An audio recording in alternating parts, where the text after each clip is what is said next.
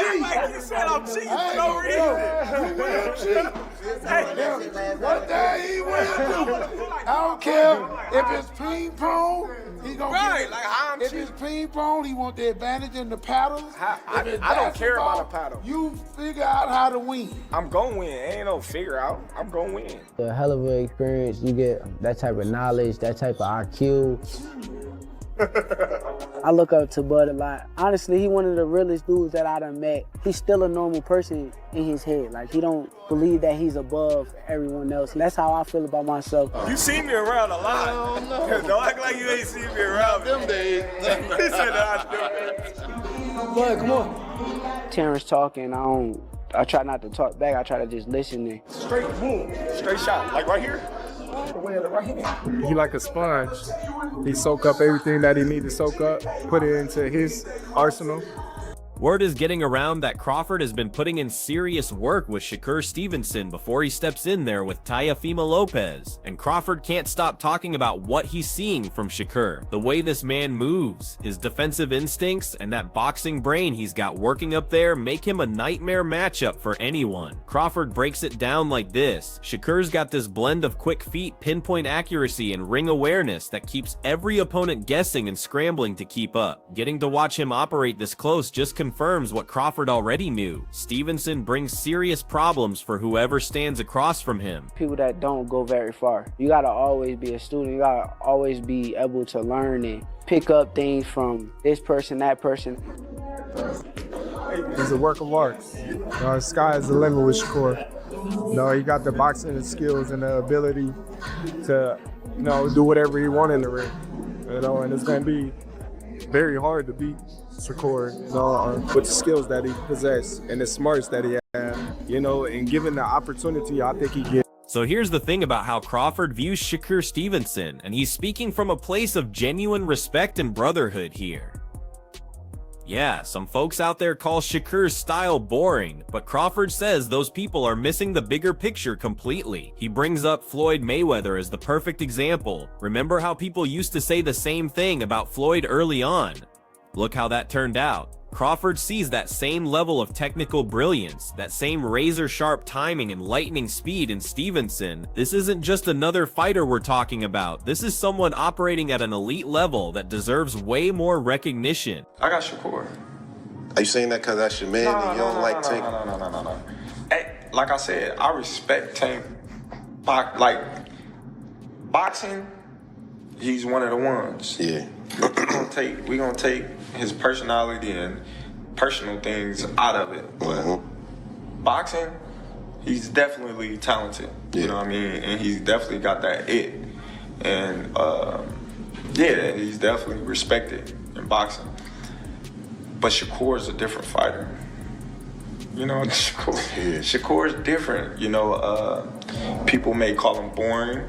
People may say he can't punch. But they said the same thing about Floyd. Because they defensive. What's happening in Stevenson's training camp is something special. Crawford's breaking down all kinds of different approaches and showing shaker techniques he's picked up from studying countless fighters over the years. The beauty of it is how Stevenson soaks up everything like a sponge, taking these different concepts and making them work within his own style. But it goes deeper than just the technical stuff. The time they spend working together has created this real family bond between them. That trust and connection outside the ring translates into better communication and growth inside it. Stevenson isn't just getting sharper as a boxer, he's developing as a complete person. It's like a black kind of thing, like, it's like when you go to cookouts and all your family be sitting there playing spades and Listen to what Chris Algieri has to say about this whole situation. He's adamant that the best fighters need to be mixing it up with other elite competition, regardless of what might happen to their record. In his mind, that's the only real way to find out what you're made of and push your skills to the next level. Algieri makes this point: losses in tough fights don't take away from your talent, they add to it. They force you to dig deeper, get more creative, and develop that mental toughness you can't get any other way. Playing it safe might keep those zeros on your record, but it won't build the kind of legacy that lasts. Real champions separate themselves by stepping up when the stakes are highest. Of boxing on this side of the world. Listen, there's nothing like the Garden. We've both fought there many times. I fought in the big room. There's nothing like the Garden. Just the vibe, like you said, champ, that's around that. And this fight is deserving to be here. It's that good of a fight. It's that big a fight, and especially like I said, like the health of American boxing. This is one of the best fights that can be made, and putting it in the Garden just makes too much sense. But the idea of the turmoil, the eyes on it, the spectacle, the circus. Chris, you talked about the idea that Teofimo Lopez kind of lives in this. That's where he flourishes. That's what he loves. This idea that because there's so many eyeballs on it, it's going to be kind of a circus. Does that favor Teofimo a little bit when you look at the strategy? Yes, no? I'm going to say well, I can't say for certain because there's no certain with Teofimo Lopez. He's one of the most up, down, left, right guys I've ever been around. Mercurial, we could say. I mean, yes. But when he is on, he's damn near unbeatable. I mean, he's such a good athlete. He has such a good boxing IQ. He's so physical and explosive. And again, I've said this on past shows. I've called him many times for Top Rank, been around fight weeks. And it just seems to me, the more out of sorts he seems, the more back against the wall it looks like, the more that he's an underdog, the better he performs. And this could be that kind of situation. New York is a tough place, man. They're already gibbering, going back and forth, saying like, you know, he reps Brooklyn, but there's kind of questions about his Brooklyn roots. Can he really rep Brooklyn in the way that he says he can? So he's already getting that heat for that. I don't know. It might be a good thing to poke the bear in terms of how well Teofimo is going to show up. Paulie, that's a huge. You're from Brooklyn. That's a big insult to say that you're not really from Brooklyn. Insult him a little bit. Insult him a little bit. Insult him. But I'll tell you what. There's so many thoughts in my head with this situation because Teofimo is at his most dangerous when he's counted out. Teddy Atlas is tired of hearing the same old complaints about both Shakur Stevenson and Teofimo Lopez.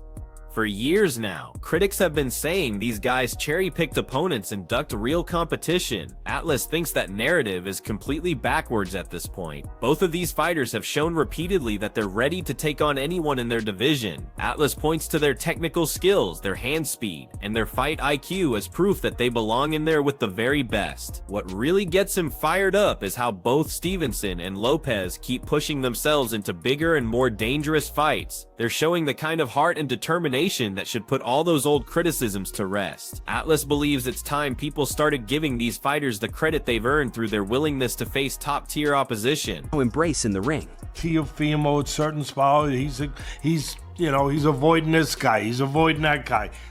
You can't take those shots at these two guys. Definitely can't now. They are stepping up and they are taking fights that a lot of people are probably surprised they took. Now, a lot of people will say style-wise, Teddy, style-wise, is this going to be a great fight? I don't know if it will.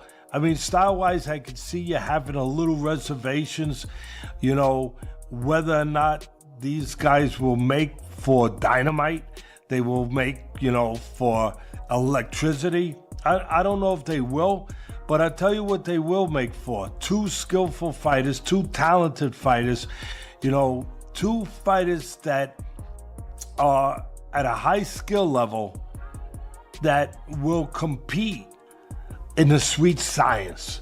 I mean, Shakur showed aggression in his last fight against Cepeda, being elusive while being aggressive, walking them down, fighting on the inside, boxing well, still being able to counter, still being able to control space, but also be able to go into tight quarters and not be afraid to show that he's good on the inside too, that he can make you miss and make you pay outside and inside. Shakur showed that. That was great. That was great, and people applaud him. I applaud him. We were sitting there, ringside. I was sitting there actually with your sister, ringside, watching that fight. And it was a terrific performance. Shakur showing that dimension, showing that attitude, showing that competitiveness, showing that dog like people like to show or like to talk about. Now here's something interesting from Paulie Maliagi's perspective on this whole situation. He's noticed how Lopez tends to get overlooked or dismissed before these big fights, and he thinks Stevenson's star power plays a role in that. Stevenson commands more attention from the media, has a bigger social media following, and just generally gets more buzz around his fights. Don't get it twisted though, Lopez brings serious thunder in his hands, moves like lightning, and has proven himself against quality opposition time and time again. Maliagi thinks people get so caught up in Stevenson's Stevenson's hype that they sleep on what Lopez brings to the table. But here's the reality. Lopez's track record speaks for itself, and anyone who writes him off is making a dangerous mistake. When these two finally collide, both fighters will have everything to prove under the brightest lights in the sport. Because Teofimo is at his most dangerous when he's counted out. And this is going to be one of those fights where he's going to be counted out. Because Shakur is looked at by and large as the guy who can dominate boxing in this generation, right? It's just a matter of him getting the opportunity. I myself have felt that he's the guy who could and should be dominating boxing if he gets the right matchups. But bro, this is one of the rare matchups, if not maybe the only matchup, where I feel like is a big threat here to Shakur. And then they would all come undone only because of this reason. Teofimo Lopez, we've seen him at his best, but he typically brings out his best characteristics when he's back against the wall and he's counted out. And he's going to be counted out in this fight. By and large, people are going to side with Shakur in this fight to win the fight because he's the more consistent fighter, he's the more class fighter overall, and he's just so damn good. But Teofimo has a way, when you're so damn good and he knows you're so damn good and everybody feels like you're gonna beat him, there's just something about Teofimo, man. He brings out a different level and somehow supersedes that guy who is that damn good. I've seen it. We've seen it already. I'm not saying anything that anybody else hasn't already seen, okay? I'm just stipulating it. Thanks for watching Ring Pulse. Hit the like button, smash the subscribe, and stay tuned for more hard-hitting boxing action.